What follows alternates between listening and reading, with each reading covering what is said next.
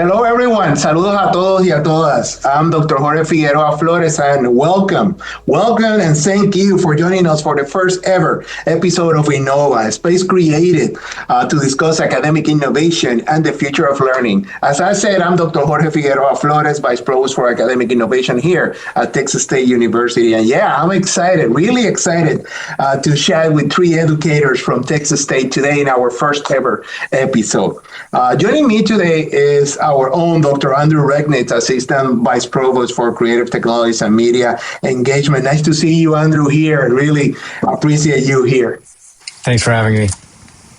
And from the School of Journalism and Mass Communication, I have Dr. Nicole Stewart, Assistant Professor, and Dr. Jon Zmikly, Regents Teacher and Professor of Instruction. Thank you both for joining us. Thank you so much for having us. Oh, you go. Well, this is great. And once again, if I just butcher your last name, I'm so sorry, my friend, okay? I just had to put in like the V of my Puerto Rican Hispanic accent there. So my compadre, I'm so sorry, okay? It's all good. All right, good. So, okay, let's go and get started. You know, like all three of you are innovators in the classroom and your fields of study.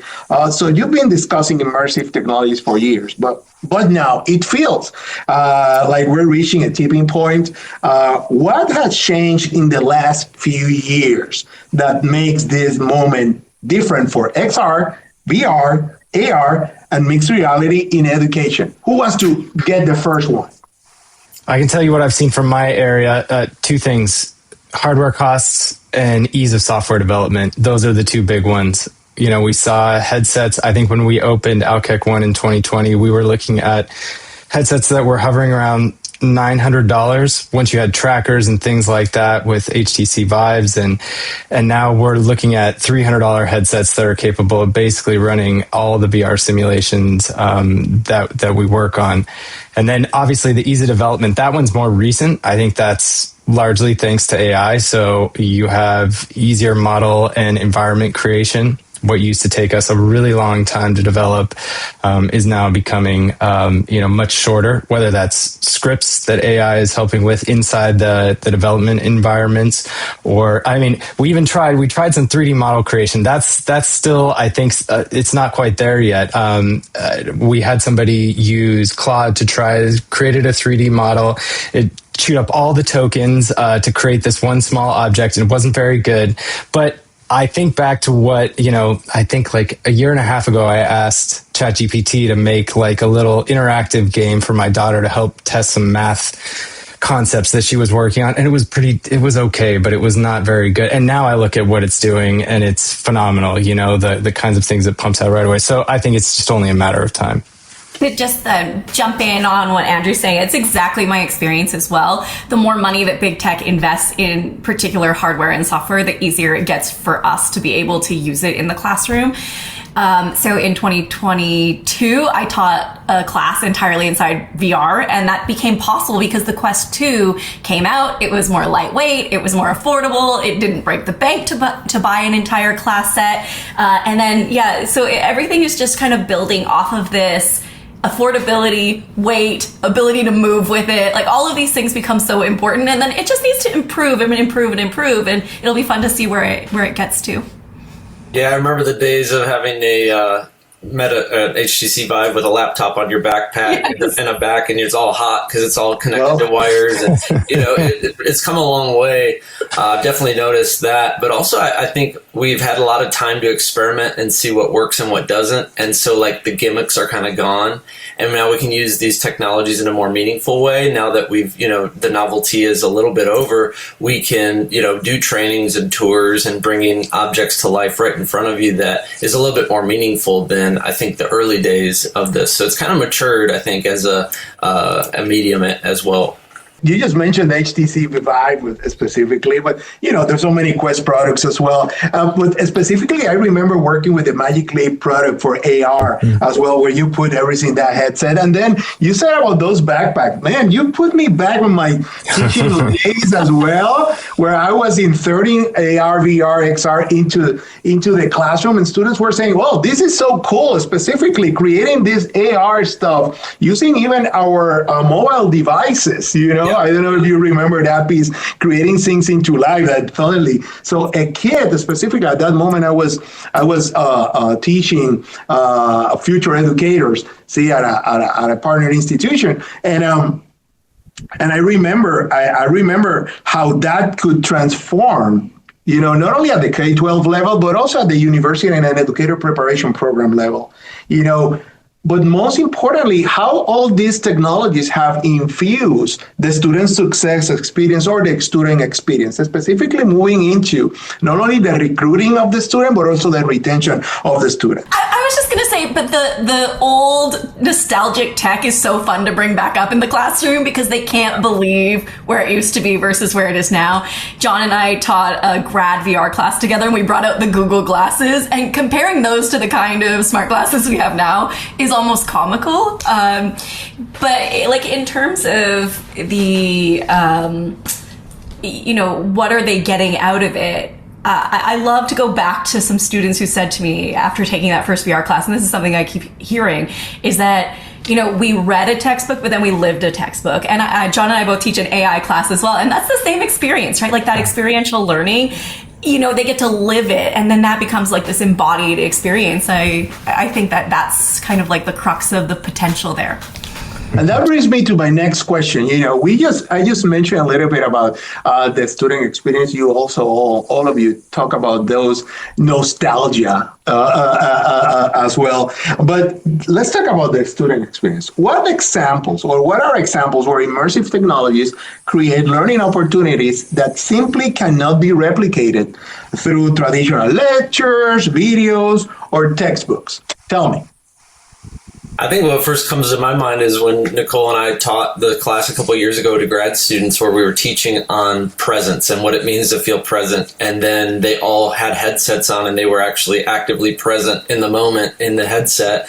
We also taught on avatars and, online life and building out a personality, and then we could see them actually build out their characters and their avatars. So it really, that was a low-hanging fruit because it was a VR class, but I think that those are things that you can explain as much as you might read about it or research, but to live it, like Nicole had said, that really, I think, affected our students a lot. I do think sometimes so I still have a VR grad class, and they sometimes come in and think this is going to be all fun. We're going to watch, immersive journalism, and we're going to play games. And they do get to do that, but there's a reason to it, right? So it allows us to connect those conceptual, pedagogical kind of deliverables that we're all hoping that they come away with, but in a much more tangible way. And I'm sure Andrew has experienced similar kind of things. Yeah, and I like the question too, because the fact of the matter is not everything is better in VR than a traditional lecture, a textbook, whatever. But some things really are. So, and are just not possible in those mediums. So, for example, we have a faculty member right now who's doing a project with our head of emerging technologies on inclusive interior design. It's part of a course on designing for disabilities. And so they have a bunch of VR environments the students are creating, and also the faculty member. And the students are challenged to experience their proposed interiors under different conditions that would be impractical to simulate in a physical environment. So there's things like varying degrees of vision, so they can take different lighting conditions and things like that you might be able to simulate some of them, but you can do it in a much more granular and refined way in VR. Or lowering the camera height so that you're at wheelchair height, so you can experience what it's like to navigate and try to reach for something that you was an interior design choice that you made, and not be able to grab it. And so those are the kinds of things I think, yes, you could set those up in real life, I suppose. If you wanted to, you could do 10 different, scenes in a classroom. But it would be a much less efficient use of your time, and it would be, I think, more impractical in a classroom setting. And the fact of the matter is, for some of these interiors, would you have all the items that you wanted to put in there? Could you really construct the classroom so that it was that way? Well, they're able to do it in XR environments. One of the things that I think about the student experience and dealing with these technologies is that these technologies are accessible. At the same time, we cannot forget about the digital divide that exists. Okay, and we have to be conscious of that. Not everybody have the opportunity to get into a product, and the student experience, we need always to simplify it in a way that the student that we receive in our classroom have the same opportunities as the other students as well. And that's one thing that also technology comes in, and specifically with the opportunities now that all these immersive technologies have brought in, we are seeing that the digital device is getting shorter. I remember when we started, even with Google Expeditions. Do you remember that? I went all back. Like having the experience of the VR on cartons, headsets, and some of the things that we were thinking was about, hey, how can I make that a student experience not only immersive, but that the student that we're receiving in the class that don't have those devices or that access to the device is able to engage with it. So the student experience become fueled, specifically when we have an immersive but inserted environment at the same time. One of the things that I wanted to bring in, it has to do with artificial intelligence. Okay, everybody's talking about AI now, and all scholars a couple of years ago will insert AI as part of immersive technologies as well. There has always been a debate between if AI is an immersive technology or it's just a cousin of immersive technologies. However, as AI and immersive technologies are evolving at the same time, simultaneously, where do you see the intersection of AI and XR having the greatest impact on teaching, learning, and student success over the next 5 years? Let me see. I am excited for what Andrew was talking about, where you're able to take, build 3D assets and have AI help you even take a flat image or a 2D drawing or picture and make it 3D. I think we're not quite there yet, but it's moving, at an exponential rate. And to me, you don't have to have that extensive software knowledge or take tedious time to build out every corner of a room or a picture. The ability for AI to just kind of open that door, I think is very exciting for me. One of the things that I think is very interesting and comes with a lot of hope and potential, because I think a lot of people come into some of the classes and they're nervous or they're scared or maybe they don't want to do the tech, but they're there for the ride until the end. But I think one of the potentials of it is it allows people to try out things that they maybe wouldn't have been able to before. So previously locked and loaded into maybe computer science, we can now see some of these experiences in education and in mass communication and journalism or wherever you happen to be. I think even agriculture is starting to experience some of these technologies. So while they might be a little hesitant or nervous about it, they come out with a new skill set for them because it's more accessible to them. So, I get students come into my AI class and they know how to use a chatbot. They can make a picture, but they can't always generate a chatbot the way that they do by the time they're done our classes, or they can't necessarily, do all of the things that you would expect. So, even my social media students, some of them are now starting to shoot their film on smart glasses, which has AI embedded into it.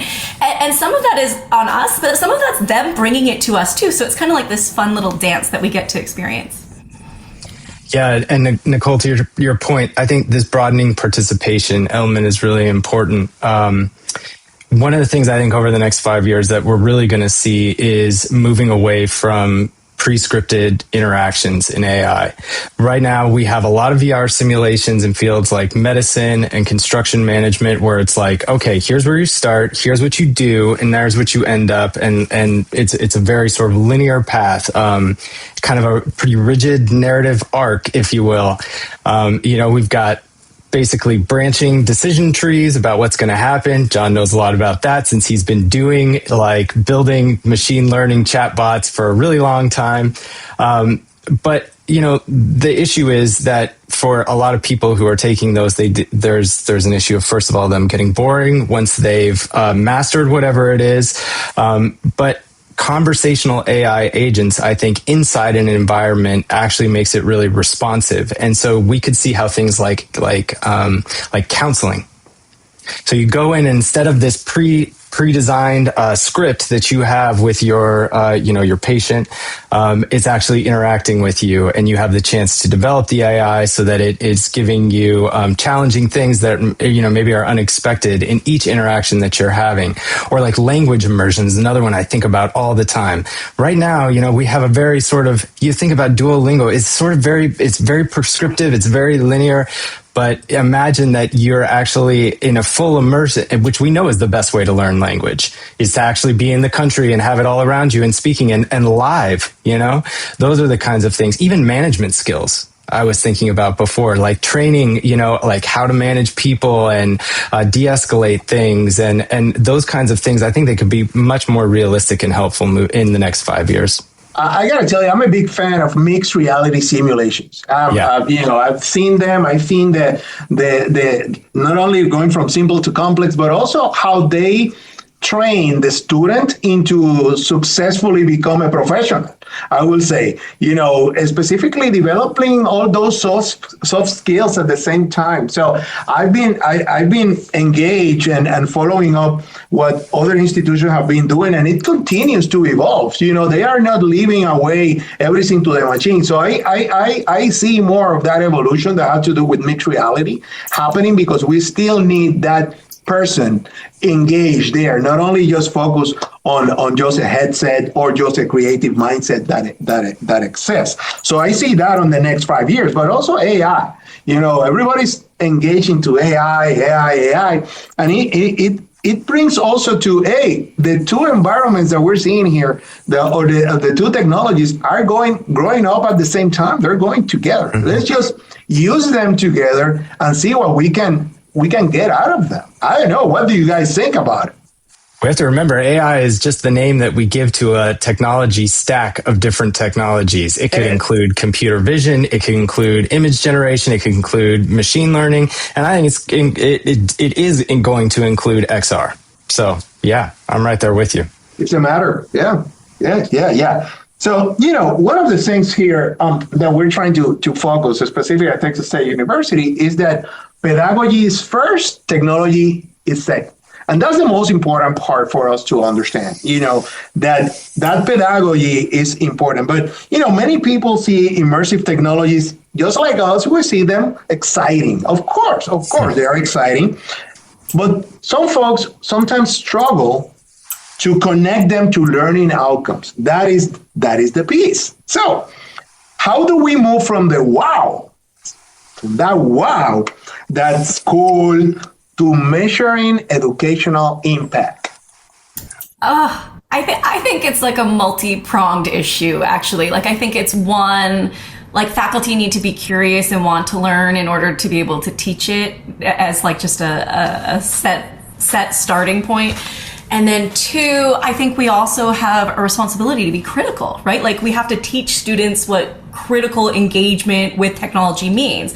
When is it taking our surveillance? When are environmental issues coming up? Because that's some of the concerns that are coming up in my classroom, right? Like, students want to have those conversations. And so it's like this, at least I find it's this like balancing act of like, yes, all of those things can be true, well, these are also true. And so it's just like, how do you walk them through this pathway of understanding, yes, there are all of these host of concerns, and like, there are very real concerns coming from students right now, but like the job market, and so they need to understand, like, how can this help me, rather than like this narrative of like replacement. And so I think that's part of our job as well right now. I think for me, we're a bit of a different animal because we are the media, and so when we teach journalism, mass comm stories, and you want to teach somebody about empathy or to care about a story, we can do that through text and through images and through video. But when you bring that to the extra layer of spatial environments, it's kind of that empathy generator, as many people have called it in the past. But so for us, I think it's easier to meet those learning outcomes as we use it for storytelling and getting people a glimpse into a world that somebody may not be interested in or know about. But when you think about like that engineering student who, you know, can go inside of a system and see how things work, or like an astronomer can, you know, walk on Mars, or a chemist can see inside of a cell and be there, you know, and experience it. I think that these are just tools and technologies that we're getting students to learn more and get passionate about their field of study, whatever it may be. And so that's I think the value of this. It's a great question, because it is something that not just our students, but any student can use these technologies to learn more about, obviously, their field, and kind of, you know, feel confident when they actually walk into a job and feel like they have a stronger experience than just reading through a textbook, or, you know. I think that's exactly it. Like, you're going to need to know these skills when you get into the job force, because it's going to be a requirement. And so it's important that they have that fluency as well. Yeah, absolutely. And it does go back to the first question. First of all, does this belong as a VR or an XR experience? Because if it doesn't, then you've got the wow factor there, but it really shouldn't have been designed that way. You know, like it's really not important to have it in XR. So make that distinction.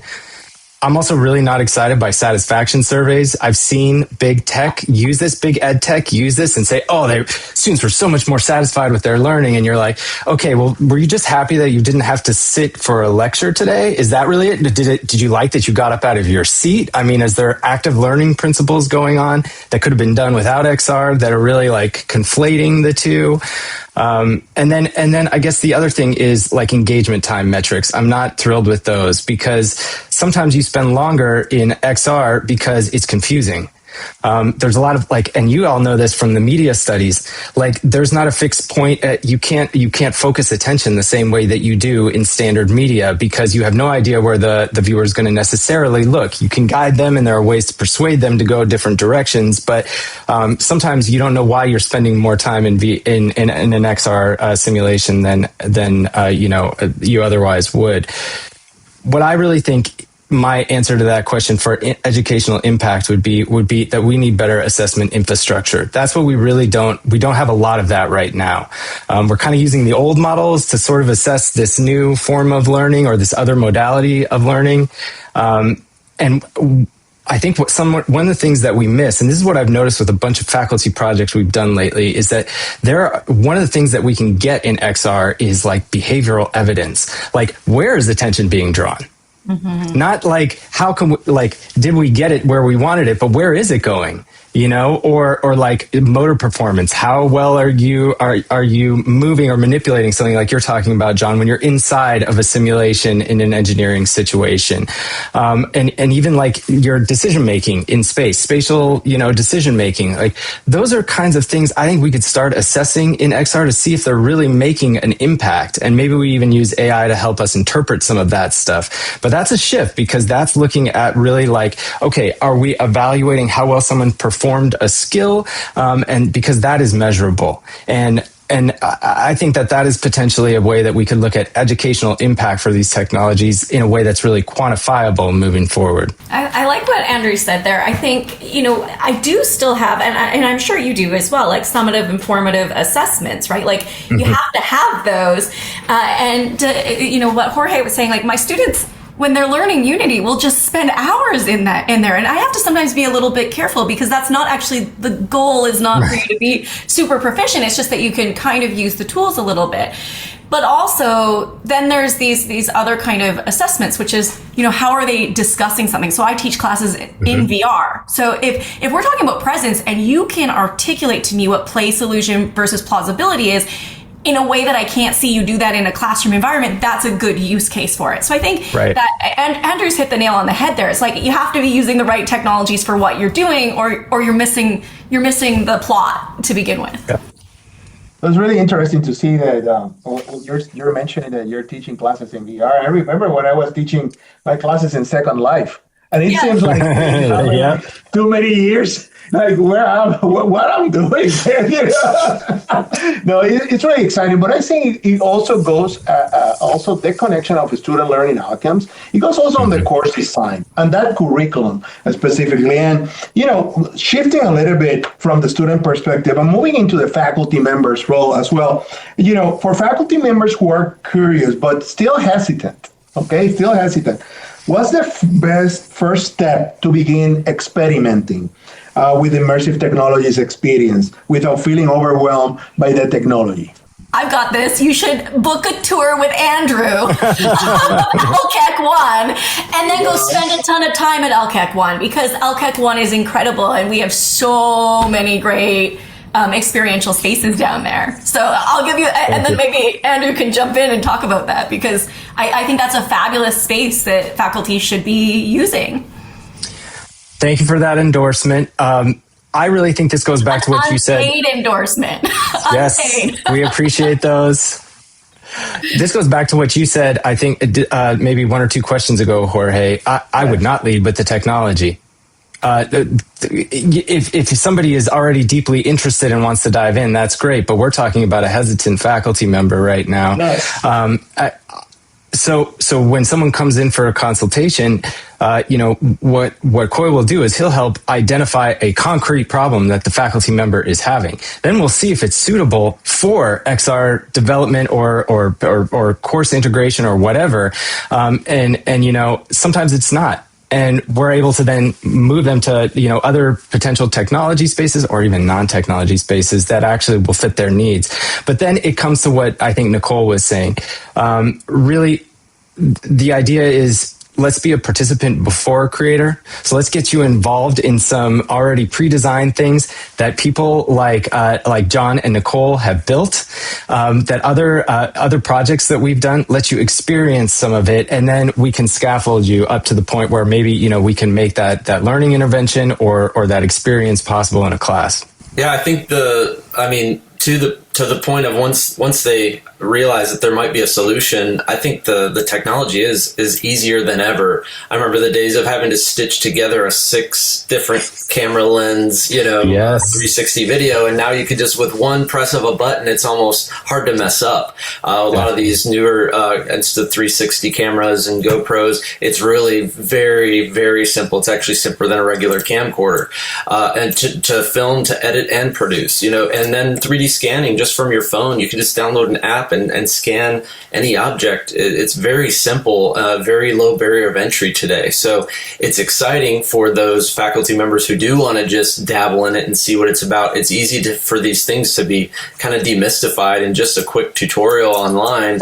It's pretty amazing how easy it is to access and produce. And we're getting close to finishing up this coffee conversation without the coffee. This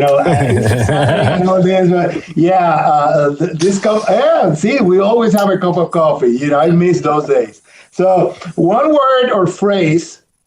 What's the first thing that comes to mind when you hear the term "the future of learning"?